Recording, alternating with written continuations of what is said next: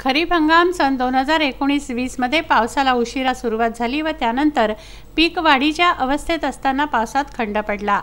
ही बाब लक्षात घेऊन पंतप्रधान पीक विमा योजनेचा कृषी विभागामार्फत मोठ्या प्रमाणात प्रचार व प्रसार करण्यात आला। त्यानुसार 31 जुलै 2019 पर्यंत तालुक्यामधून जवळपास 33,500 शेतकरी पीक विमा योजनेमध्ये सहभागी झाले। सर्वात जास्त सोयाबीन पिकाचे 19,500 शेतकऱ्यांनी सहभाग नोंदवला।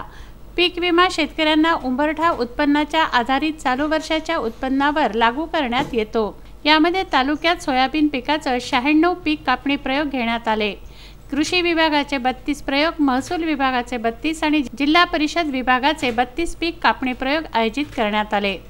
पीक कापणी प्रयोग डिसेंबर अखेर ऑनलाईन पूर्ण करून आलेले उत्पन्न त्यामध्ये भरण्यात आलं। पीक कापणी प्रयोगाच्या वेळी विभागीय आयुक्त, पर्यवेक्षक अधिकारी म्हणून पियुष गोयल, विभागीय कृषी सहसंचालक सुभाष नागरे, जिल्हाधिकारी शैलेश नवाल, जिल्हा अधीक्षक कृषी अधिकारी विजय चव्हाळे यांच्या उपस्थितीत पीक कापणी प्रयोग घेण्यात आले। तालुक्यामध्ये एकूण 8 महसूल मंडळ असून 8ही महसूल मंडळाला पीक विमा लागू झालाय। प्रति हेक्टर 17,500 रुपये ते 20,400 रुपये पर्यंत पीक विम्याचा दर निश्चित झालाय।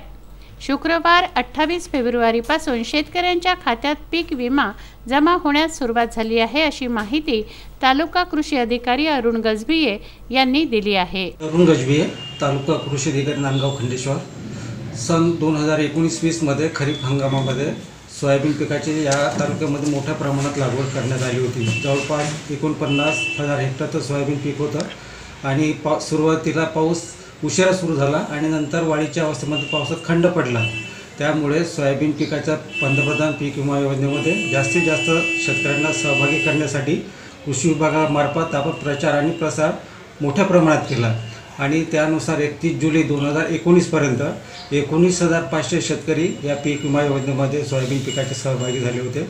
आणि त्यानंतर सततचा पाऊस, काढणीच्या वेळेस पाऊस आणि अवेळी पाऊस यामुळे उत्पादकतेमध्ये निश्चितच घट येणार होती। त्यामुळे आपण शेतकऱ्यांना कसा काय लाभ देऊ शकतो या दृष्टिकोनातून आपण पीक विमा योजनेचं नियोजन करण्यात आलं होतं। तालुक्यात 96 प्रयोग यामध्ये कंडक्ट केलेले होते।